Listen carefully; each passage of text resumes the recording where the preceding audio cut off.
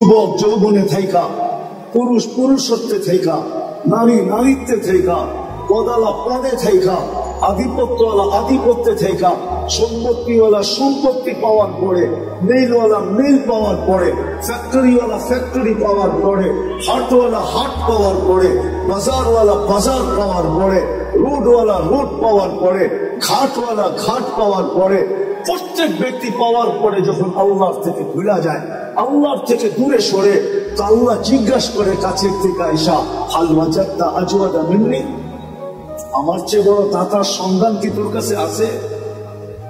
বলেন, আছে নাকি? হ্যাঁ, কর্ম ছাড়া বেতন কে দিবে? আছে কেউ দেওয়ার? কোন কোম্পানির মালিক আছে যে কর্ম লাগবে না, মাসের শেষে বেতন নিয়ে যাইস? হ্যাঁ, দুনিয়ার তুই তো রীতি তো উল্টা, যতটুকু খাটায় অতটুকু তো দেয় না, ঠিক না? যত কম দিয়া পারে, ঠিক না? খাটাবে 12 ঘন্টা, বেতন দিবে 6 ঘন্টা, ঠিক না? খাটাবে 18 ঘন্টা, বেতন দিবে 8 ঘন্টা, ঠিক না? এটাই তো দুনিয়ার রীতি। আল্লাহ তো সব ফিরিয়ে দিতেছে। অক্সিজেন কে দেয়? হায় হায়, 1 টাকা লিটারও যদি অক্সিজেনের দাম আল্লাহ রাখতেন, তাইলে বর্তমানে দুনিয়াতে 800 কোটি মানুষ, পূরণ দেন 550 দিয়া, দেখেন কত লিটার হয়। 1 টাকা যদি পার লিটার হতো, তাহলে আমাদেরকে ডেইলি 550 লিটার অক্সিজেনের জন্য 550 টাকা দিতে হতো। যদি পার শ্বাসে 1 পয়সা হইতো, 1 পয়সা, এটা দিয়া ভাবেন, এটা দিয়া যুবক প্রায় হাত রেখা বলি, এটা দিয়া ভাবো, হইতে পারে বিবেকের পর্দা খুলতে পারে। আর যদি না করলো, তাহলে দুনিয়ার জীবনটা কেটে যাবে। কোন প্রতিরোধ করার কোন মেশিন আসে নাই যে দুনিয়ার জীবনের গতির উপরে প্রতিরোধ তৈরি করবে, বাধাগ্রস্ত করবে। কোন মেশিন আসে নাই। এই গতিকে রোধ করবে, আমাদের জীবনের যাত্রার গতিকে রোধ করবে। আপনি বসে আছেন, যাত্রা কিন্তু চলমান। আপনি ঘুমায় আছেন, যাত্রা কিন্তু চলমান। আপনি বেহুশ আছেন, তারপরও যাত্রা চলমান। আখিরাতের যাত্রা কিন্তু থাইমা নাই। দুনিয়ায় কোনো মেশিন আসে নাই যে প্রতিরোধ করবে, কোন পাওয়ার ব্যাংক আসে নাই ভৈরা রেখা দিবে। বিদ্যুৎ ভৈরা রাখা যায়, জীবন ভৈরা রাখা যায় না, কেটে যাবে এটা। এই জন্য একটু ভালো মতে বুঝি, ভালো মতে বুঝি। শ্বাসের উপরে যদি বিল ধরতেন, তাইলে 1 পয়সা, 1 শ্বাস 1 পয়সা, তাইলে ডেলি 1600 টাকা বিল দিতে হইবে। 1600 টাকা, বিশ্বাস হয় না? 1,60,000 পয়সায় 1600 টাকা হয়। 1,60,000 বা শ্বাস প্রশ্বাস নেই। যদি পার ডায়ালিসিসে 100 টাকা হইতো, পার ডায়ালিসিস, একবার ডায়ালিসিস করতে কয় টাকা লাগে চেয়ারম্যান সাহেব? কত? আরে আমি 4 থেকে 4,500 টাকা লাগে। 3,000 ভালো জায়গায় করাইলে 4,500 টাকা। আর যদি আরেকটা আছে গণস্বাস্থ্যতে করাইলে 1200-1300 টাকা লাগে। আচ্ছা, 1000 টাকা ধরলাম। আল্লাহ যদি পার ডায়ালিসিসে 100 টাকা নিতেন, 100, তো ডেলি 3700 টাকা ডায়ালিসিসে দিতে হতো। আল্লাহ কুদরত দ্বারা আমাদেরকে সুস্থ রাখার জন্য ডেলি 36 বার ডায়ালিসিস করে, 36 বার। একটা প্রযুক্তি বলতেছি, একটা প্রযুক্তি। এই ময়দান যথেষ্ট হতো না যদি একটা প্রযুক্তি লাগানো হতো। একটা প্রযুক্তি যেটা আমাদের শরীরের ভিতরে চলমান। আমাদের শরীরের ভিতরে ডেঙ্গু জ্বর এত বিপজ্জনক কেন? এটা তো জ্বরই, জ্বর তো চিরাচরিত ছিল, এটা এত বিপজ্জনক কেন? কি কারণে জানেন? আরে বলতে পারবেন? কেননা আমাদের একটা রক্তের ব্লাড সেল আছে, এটা হলো হোয়াইট ব্লাড সেল। ডেঙ্গু জ্বর হইতে দেরি, হোয়াইট ব্লাড সেল দ্রুত গতিতে নিচে নামতে দেরি করে না। যদি 10,000 15,000 চলে আসে, এটার কমসে কম 1.5 লাখ থাকতে হবে, উপরে 4.5 লাখ। 1.5 লাখের নিচে আসলেই ডাক্তার সারাদিন দেখতে থাকবে যে কত কমতেছে। যদি 10-15-তে চলে আসলো তো ডাক্তার বলবে এবার রক্ত দেন। যদি রক্ত দিয়ে উপরে না উঠলো তো ডাক্তারও হাত ধুয়ে বসে যাবে যে মনে হয় আর বাঁচানো যাবে না। এরকম 2টা ব্লাড সেল আছে আমাদের শরীরে, একটা হলো হোয়াইট, একটা হলো রেড। একটাকে বলে লাল, একটাকে বলে সাদা। এই দুটাকে কন্ট্রোল করার জন্য যদি প্রযুক্তি ব্যবহার হতো তাহলে এই ময়দান ভরা মেশিন লাগতো। আল্লাহ ওটা কুদরত দিয়ে ঠিক রাখেন। হায় হায় হায়, আপনি তো জানেন না এটার ভিতরে কি খেলা খেলতেছেন। আমি ডাক্তারি পড়াইতে আসি না, খুলতে পারি, সারা রাত্র চলে যাব। শুধু শুধু তো আল্লাহ বলেন না অফি আনফুসিকুম আফালা তুবসিরুন।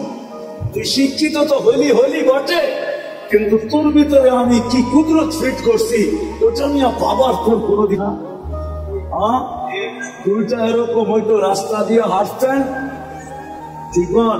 একজন আরেকজনটা দেখাচ্ছি তোয়া করে যেতাম, ঠিক না? এত বড় বড় লাগতো, এত বড় এতটুক জায়গার ভিতরে ফেটে গেছে। যা যেটা বলেই বুঝাইতেছিলাম সে জায়গায় চলে আসছি। মেরে দোস্ত গুছায়া নিয়ে যেতে হবে, প্রস্তুতি নিয়ে যেতে, প্রস্তুতি নিয়ে যেতে হবে, নিজেকে বেড়া নিয়ে যেতে হবে।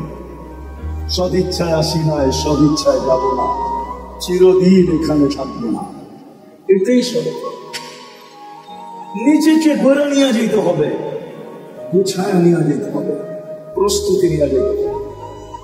এই ছোট সময়টার ভিতরে ওইখানে সময় পাওয়া যাবে কিন্তু মূল্য পাওয়া যাবে না। ওইখানে সময় পাওয়া যাবে। আজকে তো সারা দিনে একবার আল্লাহ বলার সুযোগ হয় না। এই মজমায় আছে এরকম যুবক যে সারা দিনে একবার মনের থেকে আল্লাহকে ডাকে না, আল্লাহ বলে না একবার।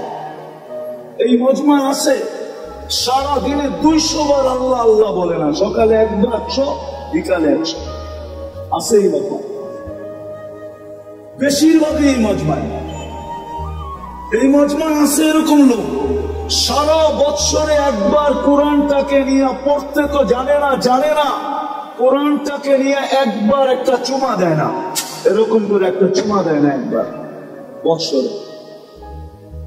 রাগ হয়ে গেলেন? অথচ ভালোবাসা যদি চুমা দিতেন তাহলে ওয়াদা তো ছিল আমিও তোকে ভালোবাসা চুমা দিব, আমিও তোকে ভালোবাসবো। তুই আমার কালামকে চুমা দিলি, আমি তোকে ভালোবাসি, বাসবো না তো বাসবো না কেন? না বাইসা যাবো তো যাবো কোথায়? আমিও তোকে ভালোবাসবো। ছোট জীবনটাকে বোঝা দিতে হবে। চিরদিন নিজের ইচ্ছায় আসি নাই, নিজের ইচ্ছায় যাব না, চিরদিন এখানে থাকবো। এটাই আল্লাহর দাবি। কোরআন এটাই বলে, আতিউল্লাহ, কোরআন এটাই বলে আল্লাহকে মানো, জীবনটা গড়ে আসো।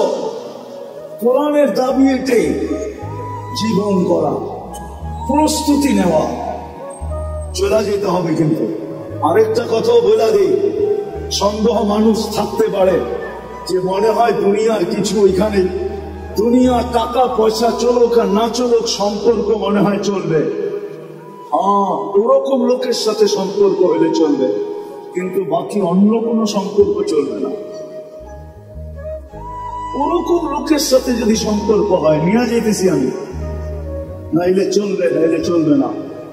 যদি বংশ চলতো তাহলে আবু তালেবের জন্যই চলতো, যদি সম্পর্ক চলতো তাহলে আবু তালেবের জন্যই চলতো। কিন্তু এটা চলবে, প্রস্তুতির সাথে চলবে, প্রস্তুতিহীন চলবে না।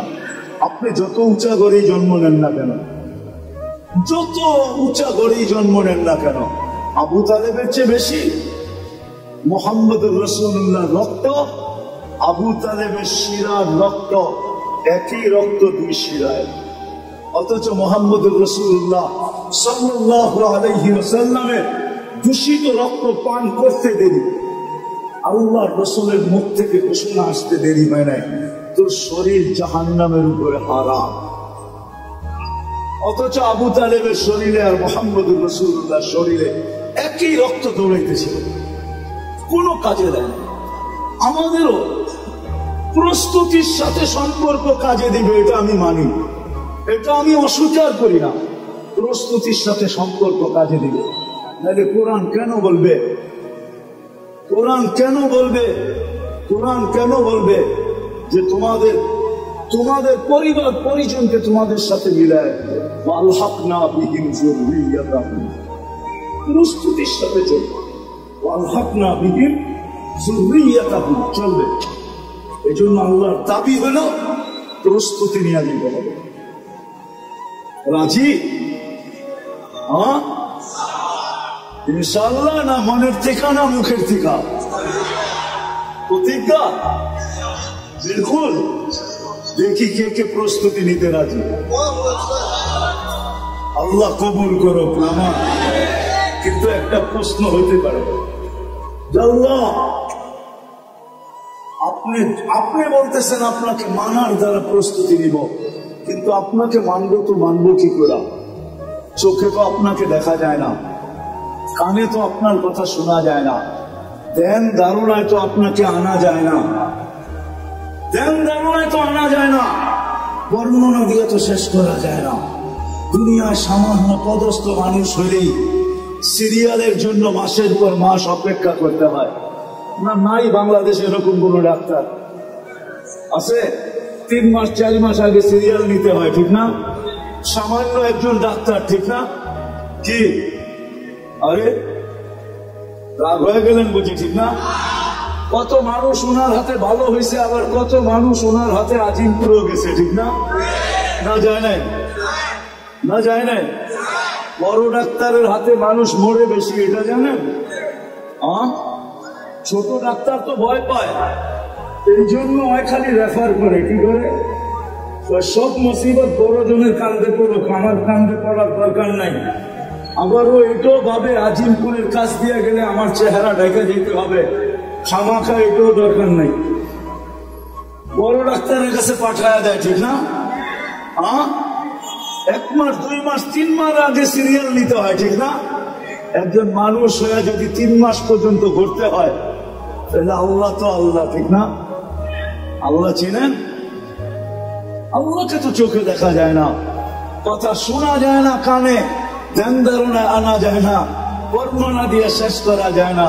আল্লাহ তো আল্লাহ না, আল্লাহ তো রহমান, আল্লাহ তো রহিম, আল্লাহ তো মালিক, আল্লাহ তো কুদ্দুস, আল্লাহ তো সালাম, আল্লাহ তো মুমিন, আল্লাহ তো মুহাইমিন, আল্লাহ তো আজিজ, আল্লাহ তো জব্বার, আল্লাহ তো মুতাকাব্বিরুল খালিকুল বারিকুল মুসাব্বিরুল গফফারুল কহ্হারুল ওয়াহ্হাবুর রাজ্জাকুল ফাত্তাহুল আলিমুল কাবিদুল বাসিতুল খাফিদুর রাফিউল মুইজ্জুল মুদিল্লুস সামিউল বসীরুল হাকামুল আদলুল লতীফুল খবীরুল হালিমুল আযীমুল গফুরুশ শাকুরুল আলিয়ুল কবীরুল হাফিজুল মুকিতুল হাসিবুল জলিলুল করিমুল রকিবুল মুজিবুল ওয়াসি আল হাকিমুল ওয়াদুদুল মজিদুল বাঈসুশ শাহীদুল আকুল ওয়াকিলুল কবিয়ুল মতিনুল ওয়ালিদুল হামিদুল মুসি আল মুবদি আল মুঈদ আল মুহয়ি আল মুমীত আল হাইয়্যু আল কাইয়্যুম আল ওয়াজিদ আল মাজিদ আল ওয়াহিদ আল আহাদ আল সামাদ আল কাদির আল মুক্তাদির আল মুকদ্দম আল মুআখ্খার আল আউয়াল ওয়াল আখির আল যাহির ওয়াল বাতিন আল ওয়ালি আল মুতাওয়ালি আল বার আল তাওয়াব আল মুনতাকিম আল আফু আল রাউফ মালিক আল মুলক যাল জালাল ওয়াল ইকরাম আল মুকসিত ওয়াল জামি ওয়াল গনি ওয়াল মুগনি আল মানি আল দার আল নাফি আল নূর আল হাদি আল বদি ওয়াল বাকি আল ওয়ারিস ওয়াল রশিদ আস সাবুর জাল্লে জালালু। আল্লাহ তো 99 পদের মালিক, 4 পদের শুরু নেই শেষ নাই। তাকে পাবো তো পাবো কি করে?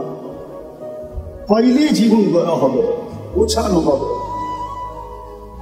পাবো তো পাবো কি করে? তো আল্লাহ বলতেছে আতিউর রাসূল, মেনে নিলাম, দাবি ফিরায় নিলাম। প্রশ্ন যখন উঠা গেছে, জানি না ওলামা একমত হবে কিনা, আমার তাখায়্যুল বলে আল্লাহ দাবি ফিরায় নিলেন। তারপরে বললেন আতিউর রাসূল, আমার বন্ধুকে মানলেই হবে। আমার বন্ধুকে, আরেক জায়গায় কোরআনে বলছে মান আতা আর রাসূল ফাকাত, আমার বন্ধুকে মানলো তো আমাকে মানলো। আমার বন্ধুকে মানো, বন্ধুকে মানলেই হবে। সম্মেলন তো এদিকের জন্য ওইদিকে চাইতেও পারতেছি না। আজকে তো উম্মত বন্ধুকে চিনে না, নিজের নবীকে চিনে না। নবী সম্বন্ধে কোনো ধারণা নাই আমাদের, নবী সম্বন্ধে কোনো ধারণা নাই। দেখি আপনাদের ভিতরে দিল আছে কিনা, একটু টাচ দিয়া দেখুন। আল্লাহ সহজ করছেন, আমার বন্ধুকে মানো, আমার বন্ধুর অনুগত্য হোক, তাইলে আমার অনুগত্য হবে। আমার বন্ধুকে মানলেই আমার মানা হবে। আর আমি কিচ্ছু চাবো না। বন্ধু পক্ষে তো আমি পক্ষে। কোরআনও বলতেছে, কোরআন ওয়াস্তাগফারা লাহুর রাসূল লাওয়াজাদুল্লাহ তাওয়াবার রহিমা। ওয়াস্তাগফারুল্লাহ ওয়াস্তাগফারা লাহুর রাসূল, আল্লাহর কাছে মাপ চাইলো তো আল্লাহ তার দিকে দেখবে না, বন্ধুর দিকে দেখবে। বন্ধু কি বলে? বন্ধু যদি খালি ইশারা করে দিল, ইশারা ওয়াস্তাগফারা লাহুর রাসূল লাওয়াজাদুল্লাহ তাওয়াবার রহিমা, আল্লাহ বলে সব গুনাহ মাফ করে দিব। তুই কত গুনাহ করছিস, কি কি করছিস, এটা আমার দেখার বিষয় না। বন্ধু পক্ষে তো আমি পক্ষে। কিন্তু উম্মত তো বন্ধুই চিনে না। কি করলো এটাও জানে না, কি করতেছে এটাও জানে না, কি করবে এটাও জানে না। আজকে তো উম্মত নবী চিনে না। যদি চিনতো তাহলে আমাদের দেশে আবার কাদিয়ানি হয় কি করে? যেখানে মানুষ চিনে, আসল নকল চিনে। হ্যাঁ, যেই ব্যাংকে নকল টাকা চিনার মেশিন থাকে, ওই ব্যাংকে কি নকল টাকা জমা দেওয়া যায় নাকি? ও তো মেশিনে চেক করে নিবে, ঠিক না? হ্যাঁ, খালি জমা দিতে গেলেই হবে, শুধু চেক করে টাকা ছিঁড়া ছেড়া দিবে না, বরং হাত করি লাগে জেলখানায় ঢুকায়া দিবে। তাই আমাদের দেশে কি করে হয় কাদিয়ানি? বুঝা গেল নবী ছিল না। নবী ওলামারা রাগ হয়ে যায় না। আজকে যুবকরা নবী ছিল না, স্কুল কলেজ আলাদা ছিল না, ইউনিভার্সিটি আলাদা ছিল না, জেনারেল শিক্ষিত আলাদা ছিল না, সাধারণ মানুষ নবী ছিল না। নবী কি করলো এটা জানে না, মা বোনরা চিনে না। নাইলে ওই ফাঁদে পা দেয় তো দেখে। বরং এটা হতো, তাও তো আমাদের দেশের না, ইম্পোর্টেড জিনিস। কি ইনপুট করা বাহিরের জিনিস, ঠিক না? কাদিয়ান কি আমাদের দেশে নাকি? এটা তো পাঞ্জাবে। এই দেশে এসে জায়গা নিল কি করে? আমরা চিনি না দেখা জায়গা নেওয়ার সুযোগ পাইছে। যদি চিনত তাহলে প্রথম যেই ব্যক্তির কাছে আসছিল ওই চিটা পিটা করে ভিসা ছাড়া বর্ডারের ওই পারে দিয়ে আসতো। আমাদের উম্মত চিনে না নবীকে, অথচ আল্লাহ তো বলতেছে আমি আমার দাবি ফেরত নিলাম, আমার বন্ধুকে মানলেই হবে। বন্ধুকে মাইনা দেখাও। আর আমরা তো আল্লাহর বন্ধুকে চিনি না, কার উম্মত হলাম এটাও জানি না। আয় উম্মতে মুহাম্মাদি, সমগ্র মানব জাতির মাথায় মুকুট একটা। কয়টা? কয়টা? কয়টা? ওয়ালাকাদ কাররামনা বনি আদম, শ্রেষ্ঠত্বের একটা মুকুট। আমাদের মাথায় মুকুট কয়েকটা? কয়েকটা, একটা না। শুধু উম্মতে মুহাম্মদী হতে পারার কারণে প্রথম মুকুট ওয়ালাকাদ কাররামনা বনি আদম, মানুষ হিসাবে একটা মুকুট। দ্বিতীয় আমাদের মাথায় আরেকটা মুকুট, কুনতুম খায়রা উম্মাহ, তোমাদের চেয়ে উত্তম উম্মত নাই, এটা হলো দ্বিতীয় মুকুট। তৃতীয় আরেকটা মুকুট, ওয়াজতাবাকুম, আমি তোমাদেরকে কুদরতি হাত দিয়া নির্বাচিত করছি, এটা আরেকটা মুকুট। আরেকটা দেখাবো, আরেকটাও দেখাই। তোমাদের মাথায় চতুর্থ মুকুট, শুহাদা আলান নাস, শুহাদা ويكون الرسول شهيدا عليكم وتكونوا شهداء على الناس। উম্মতে মুহাম্মাদী, কিয়ামতের দিন আমি তোমাদেরকে আমার পক্ষে সাক্ষী হিসাবে আমার পাশে দাঁড় করাবো। এই উম্মত সমস্ত উম্মতের উপরে সাক্ষী হবে। বলেন সাক্ষী আর আসামি এক জায়গায় দাঁড়ায়, তাইলে বুঝা গেল আমরা কিয়ামতের মাঠে ইনশাআল্লাহ দাঁড়াবো না, আমরা তো আল্লাহর পাশে দাঁড়াবো। জালালউদ্দিন সুয়ুতী রহমতুল্লাহ আলাইহি লেখছেন, আমরা আরশের পাশে স্টেজ হবে, স্টেজ, আমরা ওই স্টেজে দাঁড়াবো। অনেক সময় পার হয়ে যাবে যদি আমি মুকুট দেখাইতে থাকি আপনাদের। উম্মত হওয়ার কারণে যে মুকুট দিচ্ছে, দেখি আজকে দিলের ভিতরে দিল আছে কিনা।